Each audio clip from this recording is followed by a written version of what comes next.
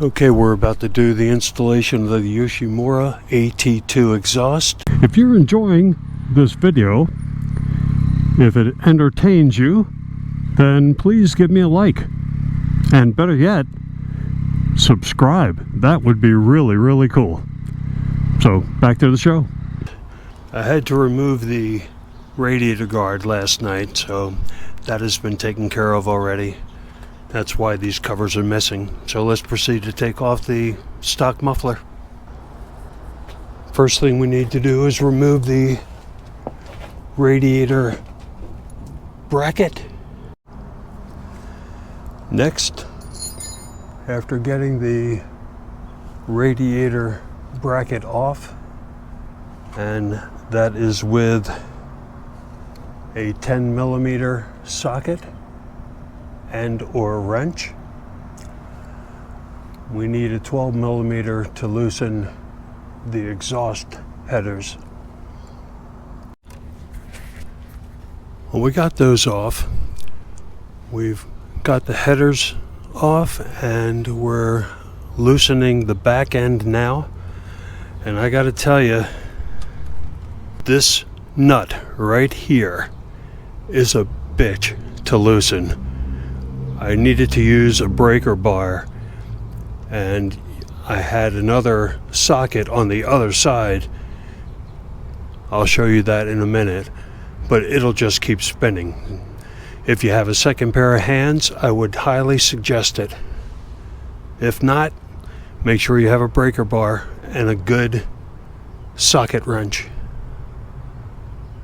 Let's get this bracket off.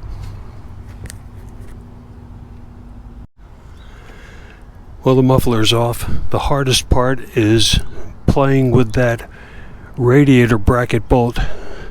I'm not looking forward to that when I reinstall.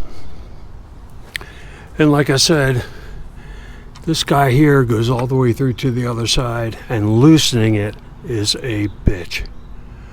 But other than that, I'm going to clean this up a little bit. I have to remove 2 bolts here on the oil pan, but I'm going to clean all this up while I'm here, and then we'll start installing the new exhaust. Okay, I've got my 2 brackets on. You can see the one right here. I had to take out 2 bolts from the oil pan and reinstall that bracket, and then the new bracket is sitting here.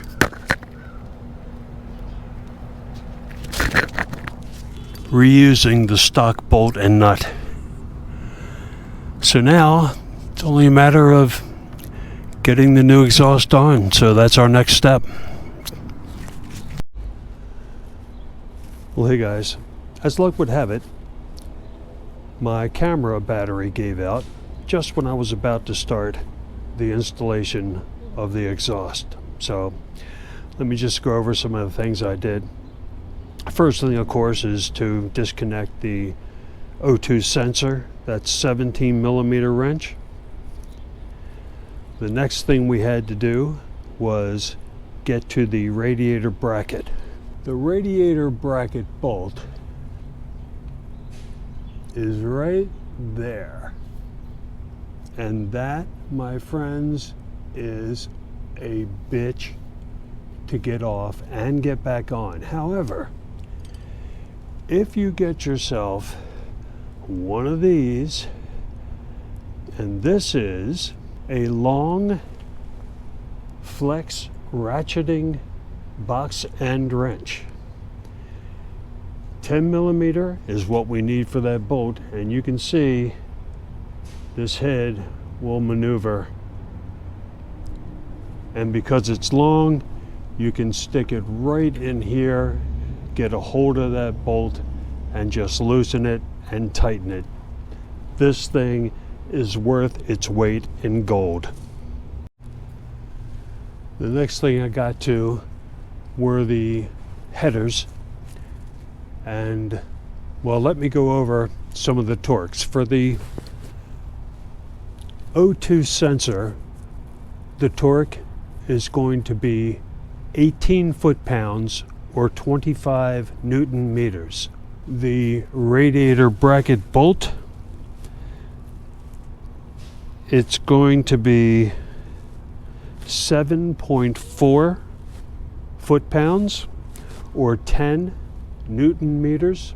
The header bolts are 12 millimeter, and their torque is 15 foot-pounds or 20 Newton meters.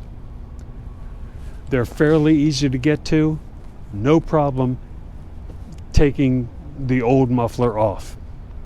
As you can see, I had to put this bracket on, and in order to do that, I had to take two of the bolts out of the oil pan. And when tightening those back up, their torques are 9.6 foot-pounds or 13 Newton meters. This nut and this bolt are both 14 millimeter, and their torque is 41 foot-pounds or 55 Newton meters. And by the way, these are 5 millimeter Allen bolts here for the oil pan. And then we just had a nut and bolt here that I tightened.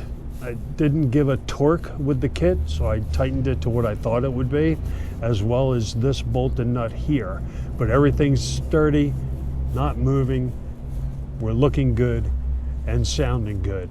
All in all, not a bad installation. Let's give it a cold start with the stock